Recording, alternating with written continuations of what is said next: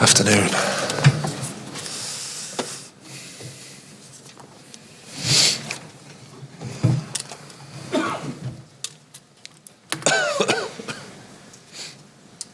Okay, good afternoon, everybody. Welcome to today's press conference. If you would like a question today, please raise your hand. There is simultaneous translation available throughout the room.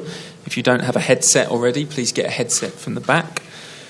There is 2 microphones roaming either side, so once you're asking a question, please make sure you receive the microphone, otherwise the simultaneous translation cannot hear you. So we will begin today at the front here. Let's find the microphones. On there. Away you go. Hi Graham, how are you? I'm very well. Yourself? Big game tomorrow. If it doesn't go right, is it season over for you? And what did you learn from the game in Germany that can help you tomorrow night in putting the result right? Well, I agree. It's a big game. It's an exciting game. Chance to go through to the last day of the Champions League. So a special night at Stamford Bridge. So we're really looking forward to that. All our thoughts on trying to be positive and trying to go through and win the game. So in terms of what we learned from the previous game, well, we're meeting a top opponent. You can see their results in the Bundesliga. They're in a fantastic vein of form and pretty much winning games constantly. I think it's 10 in a row. So that tells you something as a team. They're doing a lot well. Attack, defend, good individuals, well coached. So it's a good challenge for us, a big challenge for us, but we're excited for it and we're looking forward to it. Thank you.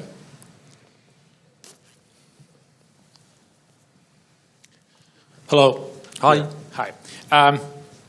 You obviously come from a victory in Premier League. How much do you think that has changed the morale of your group, and how much it can help you, find what you need to, turn the season around?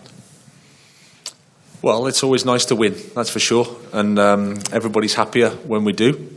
But we also know we've got a big challenge ahead. So as much as we're pleased with the win at the weekend, we now want to follow it up with another win on Tuesday night. So that's where the focus is. Gentleman there. Yeah, wait for the microphone.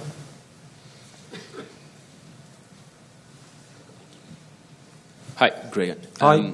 We all know the factual meaning of this game. Chelsea can be back to the best 8 in Europe. But what is the symbolic meaning of it for you? Is it about rescuing self-confidence, turning the season around? And is it a pressure that you can welcome at this moment? Well, I think the position we're in, you should always welcome the pressure because it means you're in a fantastic situation, which is to compete for the last 8 of the Champions League. It's a wonderful competition. It's going to be a special night.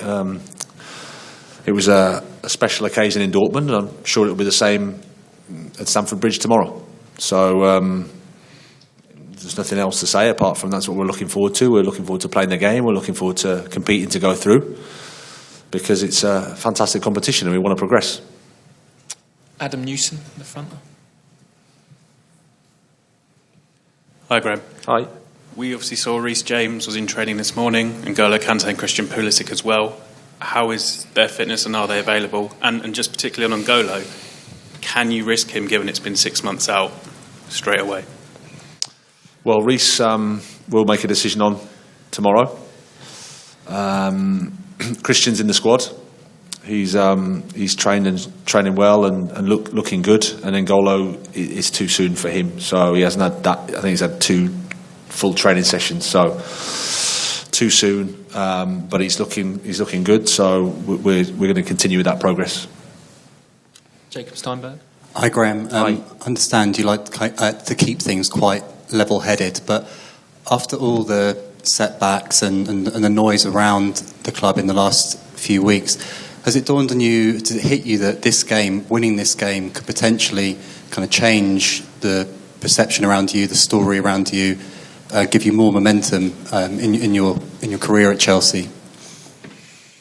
To be honest, I'm not really thinking of it in that way. I'm just thinking about how important it is for the team, for the club. as I said, it's the Champions League, a chance to get to the last 8. We're playing against the top opponent who are in a really good vein of form. So it's a huge challenge, but at the same time, what an opportunity. Stamford Bridge is going to be rocking, I'm pretty sure. And we're going to give everything to win the game and to go through. Nizar Kinsella in the front there. Just wanted to go back to Ngolo. It feels exciting that he's even close, such as his history that he's had in this competition. I just wanted to see how you kind of approach bringing him back. Is it going to be quite a long road? Because I think it's been over 6 months now since we've seen him play. Yeah, he's... It's a complex one with him because he has had a long time out. So there's back in full training, but then it's how do you get him up to speed to play Champions League or Premier League football? And that's where he needs a bit of time with the group, a bit of time full training, and then we need to build his minutes up. He won't be able to go straight in for 90 minutes anytime soon, but the fact that he's training, the fact that he's with us, the fact that he's getting closer is exciting for everybody, I think. Hi Graham, TV2 Norway. A quick question on Joao Felix, who I think will be joining us later. What do you think of his contributions so far? In Real Madrid he played a lot of positions, number 10, wing, even as a striker. What do you see as his best position? Well, we're really happy with him. Providing he's not tackling anybody on the halfway line, we're quite happy with him. His qualities is clear in terms of he can receive the ball in tight spaces, makes things happen from an attacking perspective. I think he's hit the bar twice, scored as well, and had some other chances. So he's got that quality to finish. The fact that he can play in a few positions is good. We've tended to use him more centrally, but he has the ability to play pretty much anywhere in the attacking phase of the game. Andy Dillon, in the front here, please.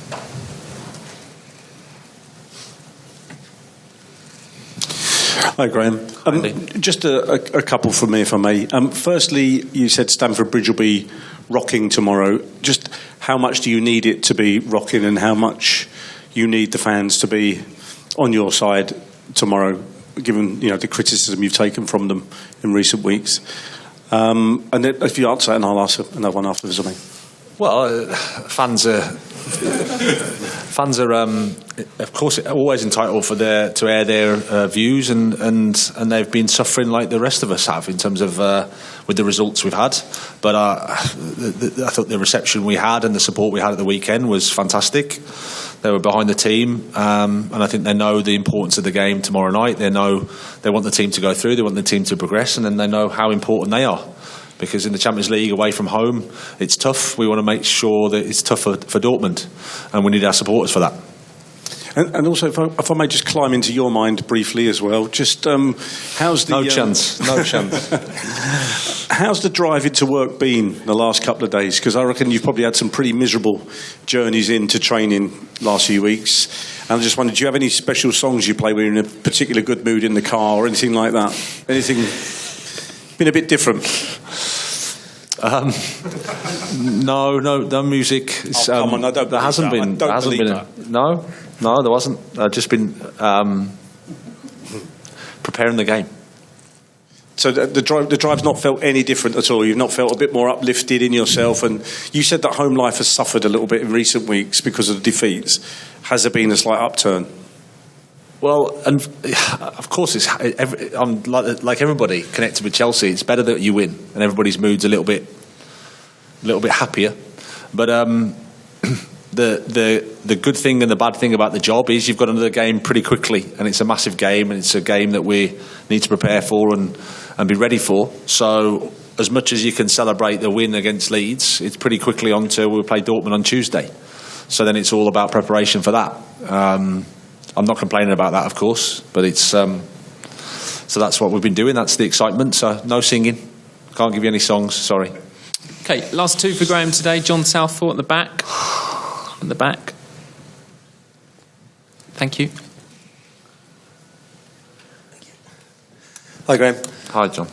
You're probably going to need to score 2 goals tomorrow, which obviously you haven't done for a while. How big a challenge is that, and how do you approach it?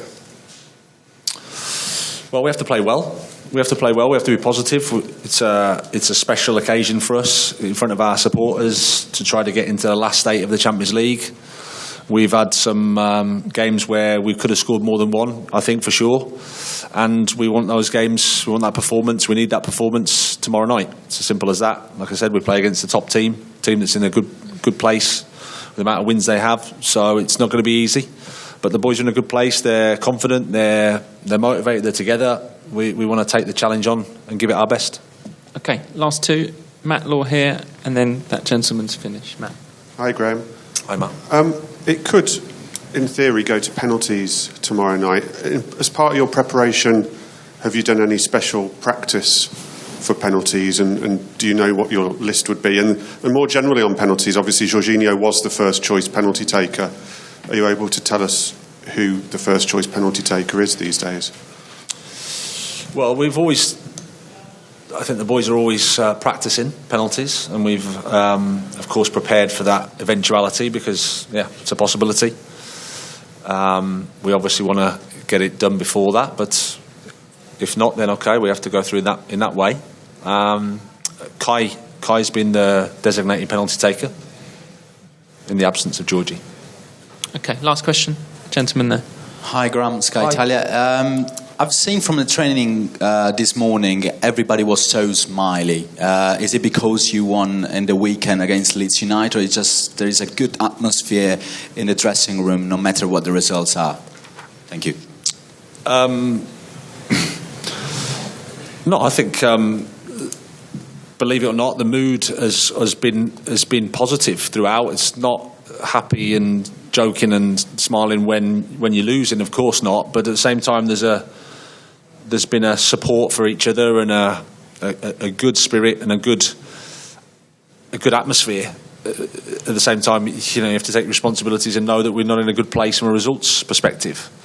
But as I said earlier, if you win a game, the smiles come back. You're not quite singing on the way into training, like Andy would maybe suggest we do. But everybody's happy. We're looking forward to the game. It's a fantastic opportunity for us. It's a great game to be involved in. Like I said, to try and get into the last 8. It's half time. We're 1-0 down. We need to respond, and I think this group of players can do that. Great. We'll leave it there. Thank you, everybody. Thank you. Thank you.